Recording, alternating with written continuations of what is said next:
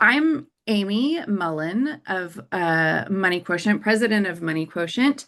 So, in terms of a little bit of a background of the First Step cash management system, it's actually not something that we developed at Money Quotient, but one of the advisors who's been using our life planning tools for probably 20-ish years now. He was actually the developer of this concept of First Step. And when Carol Anderson, who's the founder of Money Quotient, and I went to Marty Kurtz, when we went to his firm in Moline, Illinois, called the Planning Center.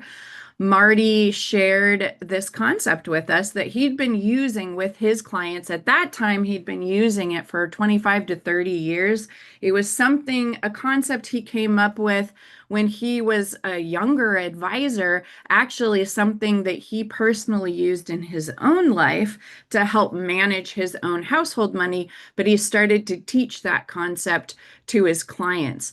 Both Carol and I were really drawn to this concept because we immediately saw how it fit really well with a values focused approach to financial planning, a values and goals centered approach to financial planning. And we also quickly recognized the differences between this concept and a traditional budgeting concept. So we got pretty excited about the idea, and Marty was eager to share this concept with the financial planning world because he found it to be quite successful with his clients, that they really were able to stick to the plan. And so he wanted to share it. And we developed a relationship with their firm where they own the concept of the firm, but we have collaborated on creating an online tool that helps people figure out what their cash flow plan is going to look like. And Money Quotient is now responsible for providing advisors training around how to discuss this concept with their clients and also how to support them in their implementation. So let's see. There's quite a bit of difference between this and a budgeting system, this cash flow system and a budgeting system. So I recommend putting aside your preconceived ideas of what a budgeting system can look like and listen to this concept with curious ears, beginner's ears or eyes, and both of those, and try to hear the simplicity of it, because I believe the simplicity of the concept is what makes it so impactful and easy for people to stick with. Let's see. So I'm going to start with actually sharing the slides that we provide to advisors to help them introduce this concept to their clients. These are PowerPoint slides. We have a written script that can help you or just give you an example of a very simple way of explaining the concept to your clients. So I'm going to literally read that transcript for you so you can hear our recommendation for how the concept is explained to your clients. Okay, here we go. So this is typically how most people have their accounts set up and how they manage their household income. One big bucket that all income comes into and that all expenses are paid from.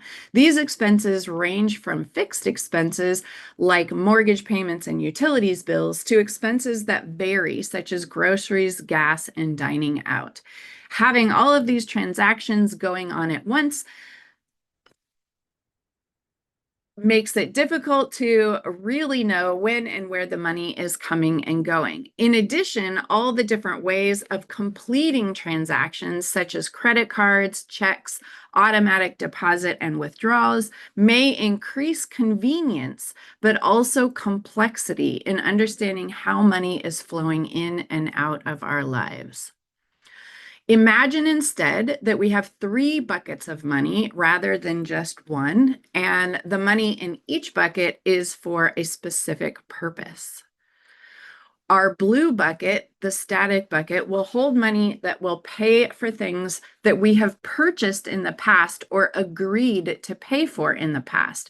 This could range from mortgage payments to cell phone bills. In other words, the money in this bucket covers the things we've made a commitment to pay for on a monthly basis, as well as any bi-yearly or yearly commitments such as taxes or insurance premiums. Our second bucket, the yellow control bucket, holds money to help us pay for things we purchase every week, but often vary in cost. With this money, we would pay, or with this money, we would pay for everything from groceries to recreation. The third bucket, our orange dynamic bucket, holds the money we will use for all that we pay for in the future. This could range from an emergency fund to dream vacations. In short, our static bucket is for past commitments, our control bucket is for present day choices, and our dynamic bucket is for future needs and wants. I'm going to pause here just to say this is one of the concepts that I love about First Step is that it introduces this idea of a timeline in terms of how we're spending our money, the past commitments, the present day choices, and the future needs and wants. And that can really help people to kind of organize, how they're spending their money in their mind. Okay, continuing on. Here are some of the important things to remember about the static bucket. The money in this bucket is for things that you committed to pay for in the past. Because of this prior commitment, your payments are always predictable. You know how much you need to pay each month, and there are no big surprises. The critical part to understanding and taking control of your cash flow is understanding how much it takes to operate your household on a monthly basis. Let's look more specifically at what sorts of things we would pay for with the money in this bucket. Money from the static bucket will pay for all monthly commitments. One of these items could be purchases you decided to make in the past, such as mortgage or car payments, as well as any accrued credit card debt. However, this does not include any new credit card purchases, only debt that has been accrued in the past. Money from this bucket also pays for ongoing services and membership fees, such as cell phone bills and health club dues, as well as less frequent payments, such as insurance premiums and taxes.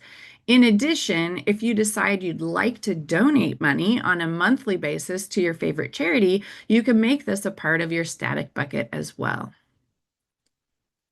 It's important to remember that because the weekly expenses you pay for with money from the control bucket always vary, it's hard to monitor where the money is going and how much is being spent.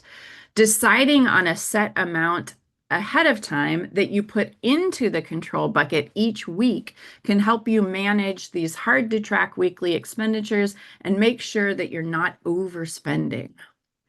Money from the control bucket pays for all the things we regularly spend money on every week, but typically vary in cost. These include groceries, gas, dining out, and recreation, as well as things like happy hours, parking, and lattes. The total amount you pay for each item can vary from week to week. Deciding on what you'd like to purchase in the future using the money from your dynamic bucket is the fun part. Not only will we be sure to put some aside as a cushion for unexpected financial challenges, allowing us to feel a bit more secure about our futures, but we can also allocate some to reaching the goals you've always wanted to accomplish. Money in the dynamic bucket will pay for anything we need or want in the future. This could be a wide range of goals and totally depends on the needs and wants of each individual. Usually, individuals will allocate some money to an emergency fund, retirement savings, and healthcare savings to ensure their financial security. Some of the money is also allocated to needs they foresee in the near future, such as car repairs or replacements, home improvements, or education funding. And lastly, money is allocated to several wants we have. This includes holidays and birthday gifts for loved ones, family vacations, charitable giving, and any other dream you wish to accomplish. Now that we understand what types of expenses each bucket of money will pay for, let's discuss how these buckets work together. The amount of money needed for your static bucket will directly affect what is available for your control and dynamic buckets. This scenario, the large static bucket and very small control and dynamic bucket, could represent the financial state of a student just entering the workforce after graduating from college. This person probably has large student loans to pay off, a commitment, and is starting out on a lower salary. How much money you spend weekly, money from your control bucket, also affects how much is left over for your dynamic account. This scenario could represent somebody who prefers a very lavish lifestyle that is outside of their means. They have high monthly bills to pay for luxurious cars and houses, and also spend large amounts of money during the week on dining out, entertainment, and personal care. Because this is outside of their means, there is little to none left over for future needs and wants. It's important to also keep in mind that any new large expenses that were not saved for ahead of time in the dynamic accounts will be added to the static bucket in the form of debt. Money from the control or the dynamic bucket will need to transfer to the static bucket in order to cover this new expense. What this means is that any new debt will result in less available for weekly spending and or to fund your future needs and wants. To simplify your cash flow and help you to easily monitor where your money is going, you can set up your bank accounts to function like these buckets. Here's what it would look like. Your household income would come directly into your static bucket. This bucket usually consists of one checking account for paying monthly commitments and possibly a savings account or two to fund any bi-yearly or yearly commitments such as taxes or insurance premiums. So I want to pause here to make sure that you recognize the bucket is the concept, but when you're looking at actual bank accounts, the bucket could hold one or more bank accounts kind of in this concept that we're dealing with here. Okay, so your monthly bills can then automatically be paid each month from this checking account using online bill pay, automatic withdrawals from checking, or credit transactions. I will get back to that in later. Okay. Also, as soon as income comes into your static bucket, certain amounts can be transferred automatically out to your control bucket and to fund your dynamic buckets. Your control bucket will consist of a debit account for each family member you'd like to include in the system and will be funded once a week with a set amount of money that we'll make sure is enough to pay for any variable weekly expenses. Your dynamic bucket will consist of several savings accounts, one for each item you'd like to save in the future. Automatic transfers will be set up to fund each account once a month. The first step system will help you to simplify your cash flow and make everything automatic. So all you need to think about is withdrawing your weekly amount of cash and spending it however you'd like. It will also be fun and exciting to sit back and watch your dynamic accounts grow. The other benefits you can expect from the First Step system is an understanding of where your financial resources are allocated at all times and in real time, which I'll explain as well. A framework that helps you make daily to long-term decisions easy, a way to communicate about and manage the household money with your family, and a way to prepare for expected and unexpected life events. In addition, the process of figuring out what your plan will look like gives you the opportunity to really clarify what your priorities are and set a path to reaching your goals. So that is the last slide of the ones that we provide to financial professionals to explain the concept to their clients. There's a lot of little details there that I'll be happy to explain further. But first, I want to talk a little bit about why, how this is different than a budgeting system, and also why people tend to engage with this process more easily and stick to it more long term as well. So, in terms of the differences, in a traditional budgeting system, you've usually kind of categorized all your different types of expenses in advance. You create a budget that you want to stick to. So it's created in advance. When you're actually starting to spend your money, then you're going back and you're looking at transactions that you've already made to categorize them, but you're looking for what did I do wrong, typically. And the idea that follows is I've got to correct the mistakes I've made. I've overspent over here, I've overspent over here. And oftentimes people feel disappointed. They feel like I have to be more rigid. I have to constrict myself more in my spending. And it tends to actually lead to negative emotions for people. Also, budgeting systems require those individuals to constantly track the transactions to make sure that they are following their budget and they correct any mistakes. So that adds a monthly, if not more frequent, task to their list of things to keep up on. With a cash flow management system like First Step, instead, those individuals are looking forward not only to future goals that they have off in the distance that they want to work towards, but also how do I want to spend my money now, this week, to have some balance and enjoy my lifestyle now. So although the goal is like working towards goals, we're also in the present moment as well as working, making sure that money is being transferred into that savings for goals in the future. What's interestingly, I can say this from my own experience, as well as Carol, who is the founder of Money Quotient, and also, many others that I know who've been on the system.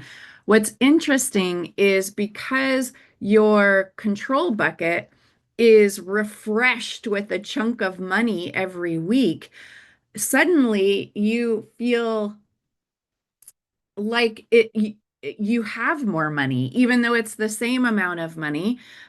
You feel like there's more there and available. And because the bills are automatically being paid, other money is transferring over, you can spend this money in the next 7 days, however you choose. It tends to make people feel as though they have freedom of choice. They don't have to track these transactions to tell their advisor exactly how much they spent on groceries versus how much they spent on dining out. As long as they stick to that weekly amount of money, they are living within their lifestyle budget, basically. And because everything is set up to be automatic, there's really no need to track transactions. So it's a lot easier for people to stick to when they know they don't have to have those additional chores if they are able to stick with the plan. Okay, so the benefits for the planner of introducing this concept to their clients.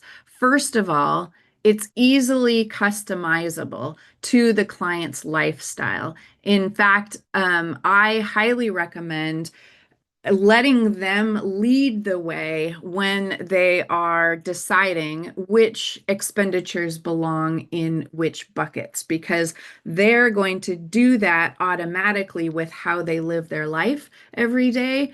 And the more that it aligns with how they live their life, the easier it will be to stick to. So, an example might be some individuals who love to find the deal and they frequently go to sales or like looking through different clothing stores to find those good finds.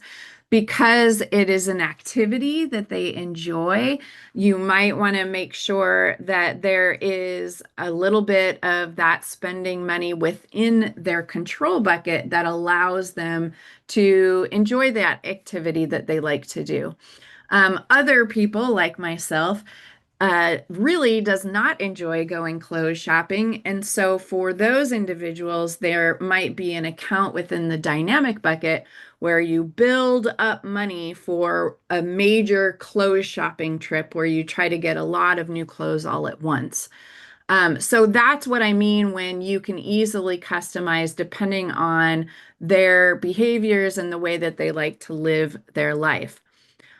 Also, because of the way that the system is set up, and that every dollar that goes into the system has a particular purpose. It's either going to pay bills, it's going to be part of your weekly expenditures, or it's going towards a future goal or need or want that you have in the future. It stops overspending from happening because they now understand that if they overspend in one area, the system kind of falls apart. So not only does it stop overspending from occurring, but it also eliminates credit card abuse. So as I explained in those slides, when you make a purchase on your credit card, it's perfectly acceptable for them to do this, to take on more debt, but now it is something that they are more aware of. When I make this purchase, I'm going to have to move some of the money that's either allocated to my weekly expenditures or towards a goal in the future to now pay this additional debt down that I put on my credit card. So it eliminates the abuse of credit cards. And also, naturally, it promotes saving for future purchases as well. And because we've got the accounts set up for each of the goals that they're working towards in the future, it basically creates a decision architecture. So when they open up their banking app on their phone, they can see their various accounts and they can see how much they have in each account in real time and can make a decision. So for instance, if they are shopping and they find a stereo system that they become very excited about and want to purchase, they can look at their bank accounts and see, do I want to pull money from the new car that I'm saving for? Or do I want to pull money from the vacation fund that I've been building up in order to create or to purchase this stereo system that I hadn't planned on purchasing before? So this is a way that creates a decision-making framework in the moment. They can prioritize what's more important to them. And because an individual can continue to stick to that weekly amount of money, then the advisor actually has more accurate and reliable numbers to put in their software programs when they're doing projections for retirement and what their lifestyle expenditures might be in the future. That all leads to basically facilitating more successful financial planning with clients. When you have more accurate numbers and they have really taken control of managing their household income, you lead to more success in the financial planning relationship. In terms of the clients, this is really interesting. There's a lot of emotional benefits that we have found coming from this type of system.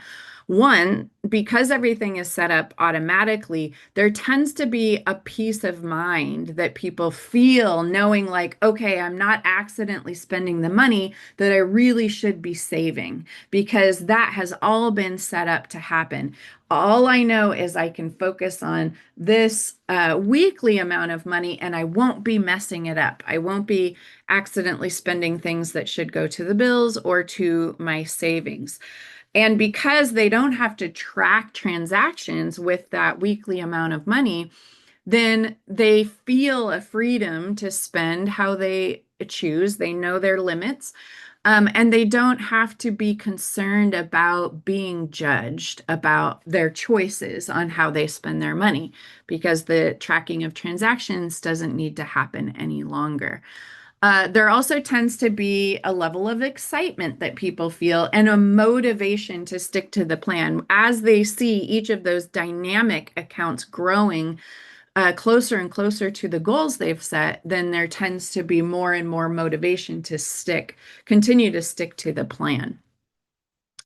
And one of the things that I think is pretty cool in the online planning tool is that as the clients are filling out their plan and filling out their expenditures in different places, it begins to show them by actual dollar amounts as well as percentages how much of your income goes to these different types of expenditures. So how much of your income goes to commitments that you've made?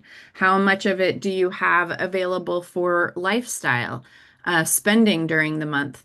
And then, how much of that is going to savings as well. And the one of the partners at the Planning Center, this was ages ago, but there was a quote that in some magazine where they talked about First Step. This was a quote that he gave in his interview. By showing them a simple analysis of three numbers and the corresponding bar chart, for the first time in their lives, they really begin to understand their money. From the planner's perspective, many things begin to emerge. Money scripts begin to pop out without probing. The figures themselves describe the client's values and priorities. From something as basic as cash flow, we understand their money decisions better than we ever have before. I say, what he's saying he understands about the clients becomes a lot more clear. I am a believer that the biggest value is clarity that the client has around their own spending and how is it aligned with the things that they really care about, or do they want to modify things maybe to reach some of those goals faster. What I've also seen is that it tends to motivate people to change some of their spending habits without the advisor trying to, drag them into different behaviors or being like a parent and trying to get them to change their behaviors. This clarity often leads them that way. So we see that cash flow is this link for the client themselves between what is happening in their lives, the decisions that they have going on, the goals that they're working towards, and what they can actually control around their finances. But it links the financial conversations and recommendations that you might be having to their life as well. What pieces of this can I control to get to the financial outcomes regardless of what the markets are doing. I believe cash flow conversations are critically important with all clients, even if they have more money than they'll ever spend. It can add a lot of fulfillment and life satisfaction when they have clarity around intentionally spending their money aligned with their values. So this is just a screenshot of what one of the client accounts looks like. It's a very purposefully simple layout.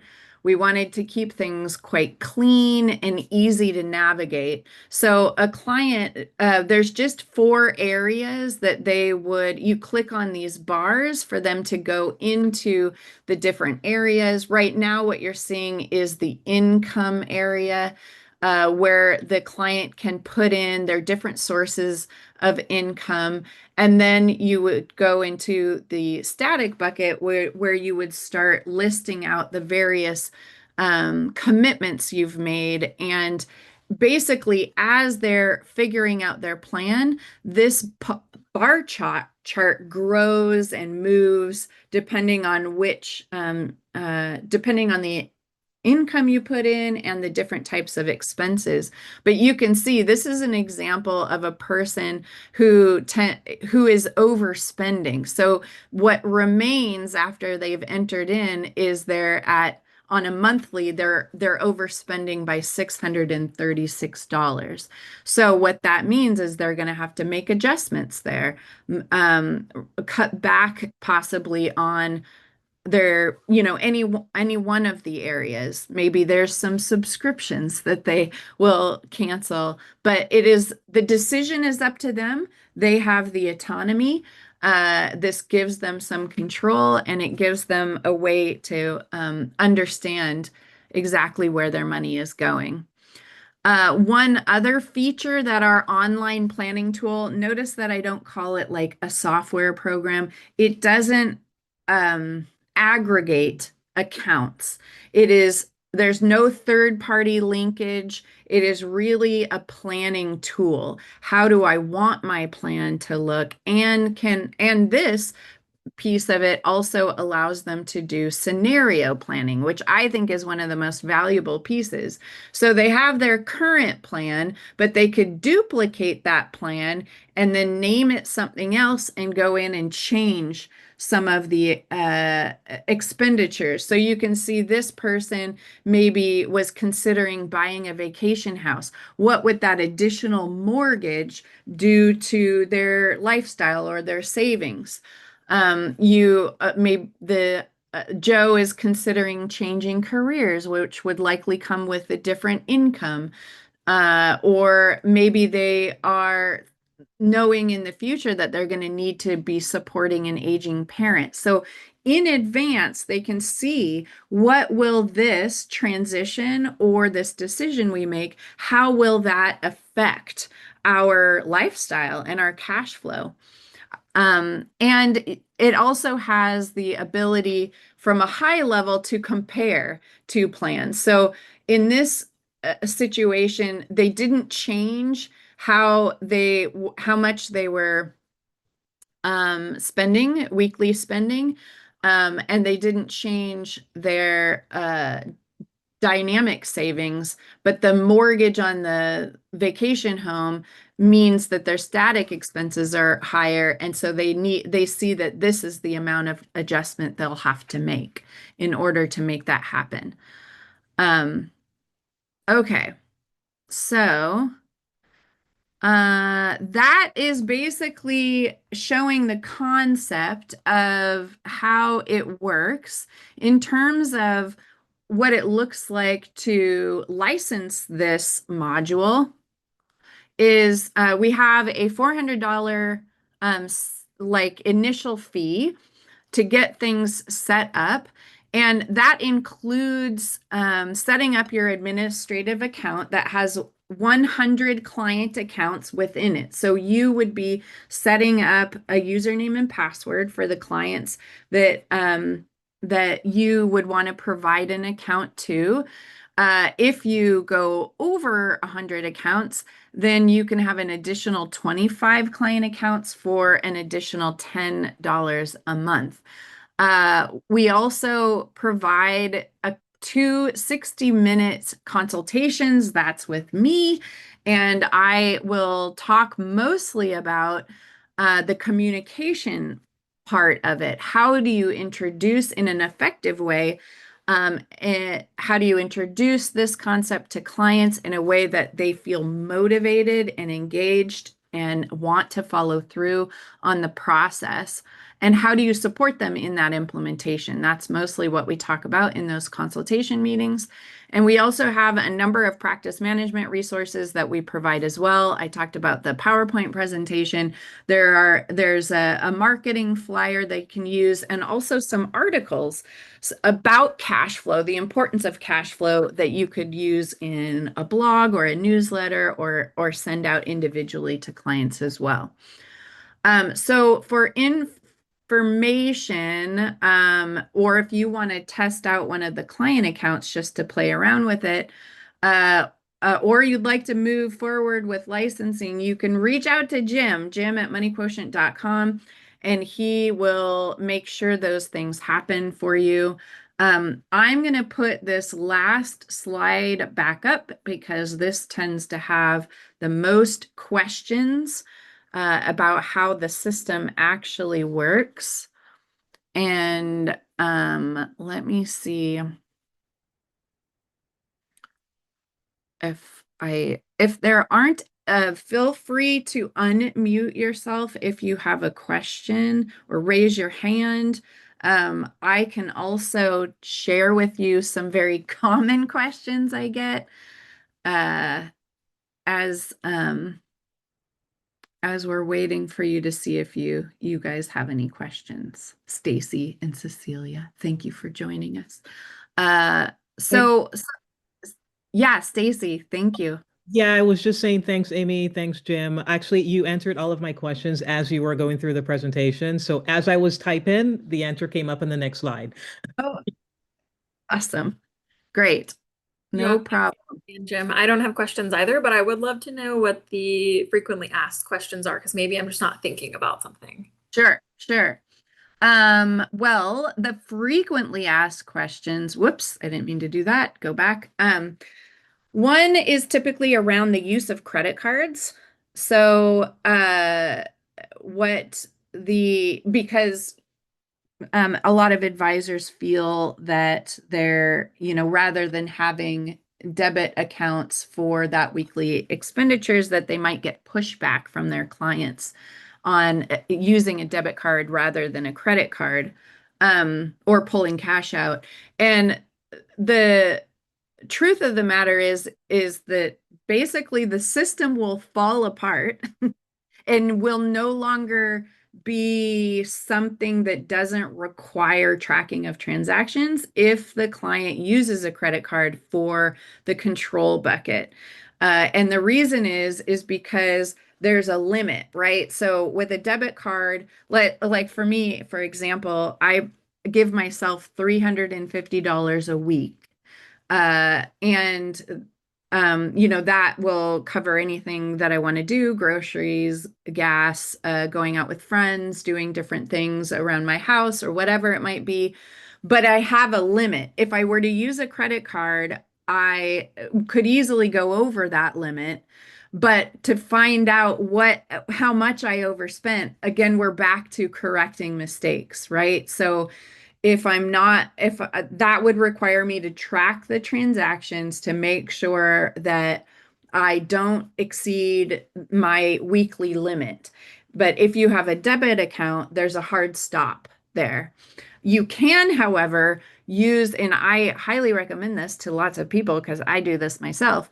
I put as many of my commitments on my credit card as possible, because then I just use the cash that would go into the static bucket. I use that to pay my credit card, which, covers my bills and different things.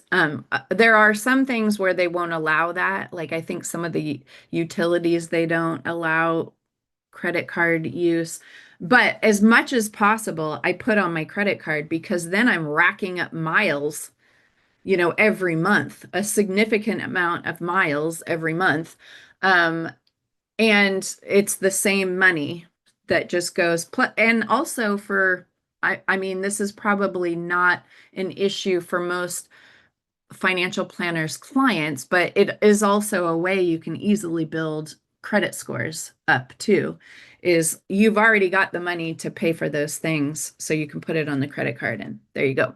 The other area that you can use a credit card with is the dynamic bucket. So for example, if they built the money up necessary for a vacation, they could use the credit card the entire vacation. They could use it to buy the plane tickets, the hotel reservations, everything. And then the money that's in that bucket would go to pay for that portion of the credit card that they spent it on. But when it's used for the control bucket, that's where you it can no longer be automatic anymore. If you are allowed to use a credit card for the control bucket. And I think advisors often fear that this is going to cause a lot of pushback from the clients. But honestly, from what we've heard and what I've witnessed, is that once they understand that they can remove any worry that they have, they remove any need to stick to a budget and all of this stuff, when they understand how the system works and that it frees them up from all of those things, they tend to be very willing to do that. So don't assume without sharing the information with them. That is often a surprise to financial planners. Another area that advisors tend to have pushback on before clients do is around individual savings accounts for each thing you're saving up in your dynamic account.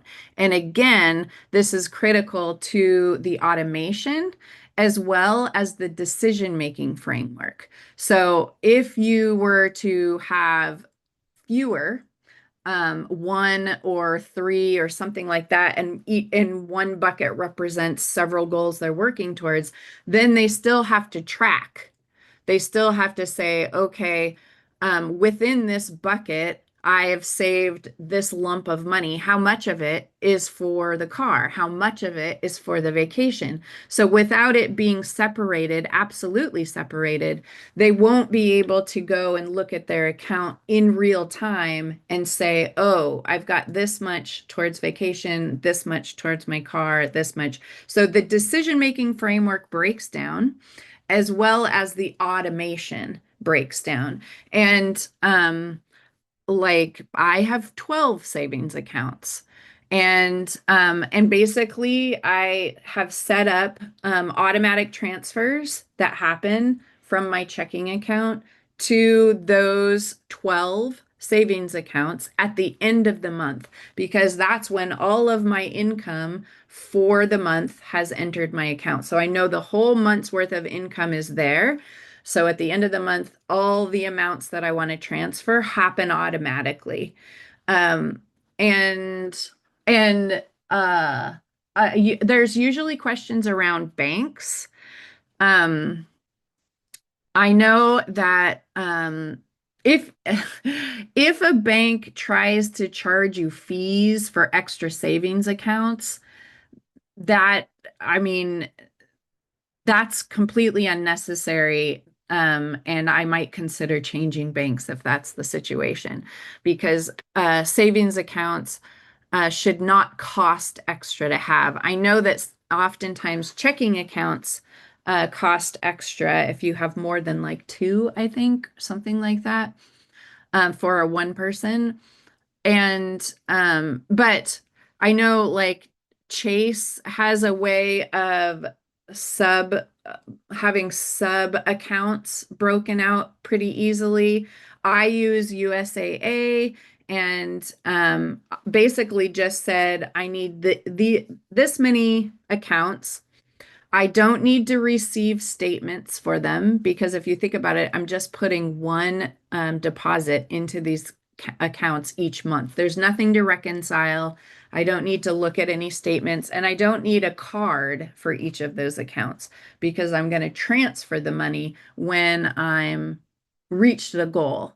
I'm going to transfer it to pay the credit card bill. Let's see what other questions are asked. Um, uh, I can't think of other ones. I will say, oh, I know another one. Some people ask about inconsistent income or unpredictable income, uh, which is probably a fairly common thing these days. But when in those cases, what I would encourage them to do is come up with what a reasonable average is for a year. So maybe it's somebody who a lot of their business happens in the summertime or something, and they get a lot of their income at one season of the year or a couple seasons of the year. What is your average income over the full year?